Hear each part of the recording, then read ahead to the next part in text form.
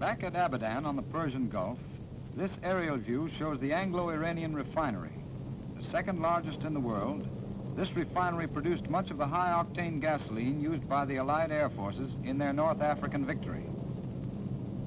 5 miles outside the town is the airfield, which is part of the military establishment. 2 classes of aircraft are served. Those flown from the United States by the Air Transport Command, and those shipped by water route and assembled here.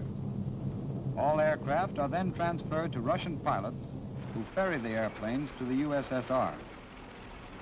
Crated aircraft arriving at the Abadan docks are brought by truck to the assembling plant.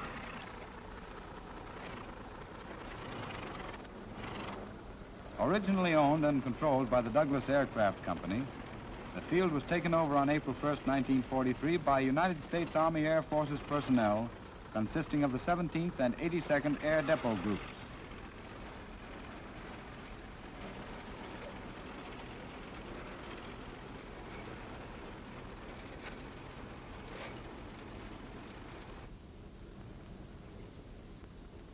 Disassembled airplanes usually arrive in 2 crates, one containing the fuselage, the other the wing and tail assembly. Here, a fuselage is being uncrated.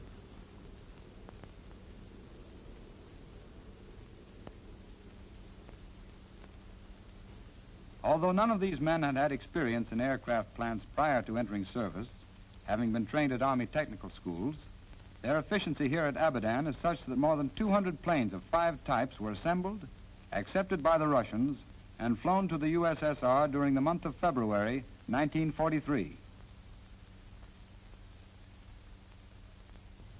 This Russian-manufactured DC-3 type plane has just landed with a group of young Soviet pilots who will ferry the Lend-Lease aircraft to the USSR. Intelligent, pleasant-mannered, skilled flyers, they are highly regarded by our officers. These are some of the Russians among the permanent personnel. The field is divided by the main runway into 2 areas, under American and Russian supervision, respectively, each with its own quarters and mess facilities. Here, Colonel Charles Porter, commanding officer of the Abadan military establishment, is seen with the Russian general who supervises the Soviet work on the field. With them is Brigadier General McMullen, who was visiting Abadan when this film was taken. 5 types of aircraft are sent through this station. Through May 12, 1943, 334 A-20s have been flown to Abadan by the Air Transport Command. 518 A-20s have been shipped by water route. All P-40s have been shipped to Abadan by water. As of May 1st, 1943, 293 have been sent, with 211 more en route.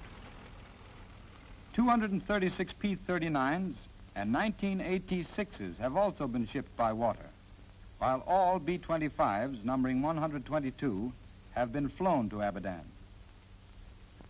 After assembling, airplanes are carefully checked by United States Army Air Force mechanics. Passed by them, the planes are towed to the Russian side of the field.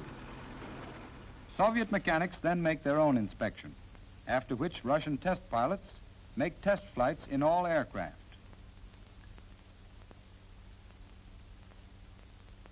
Often problems are worked out together by Russian and American mechanics.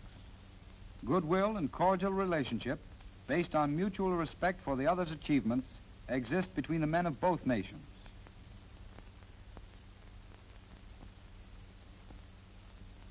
Here, an American soldier transforms the white star of the Army Air Forces into the red star of the Soviet Union.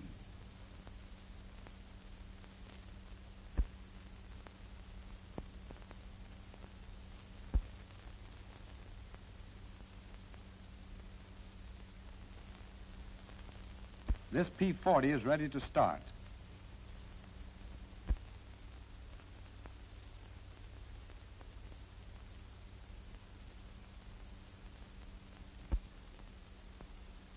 The Russian pilot's first stop will be Tehran, from where he will fly on to Russia.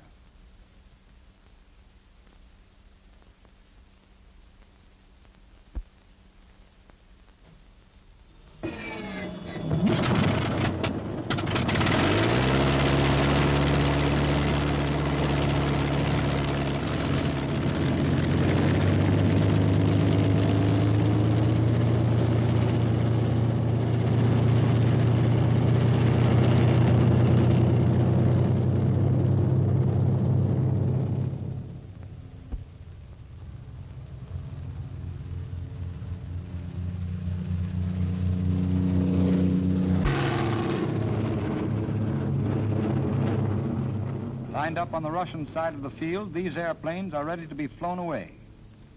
Of the 4,338 aircraft of all types shipped to the USSR as of May 1st, 1943, 2,283, or more than half, have been sent through Abadan.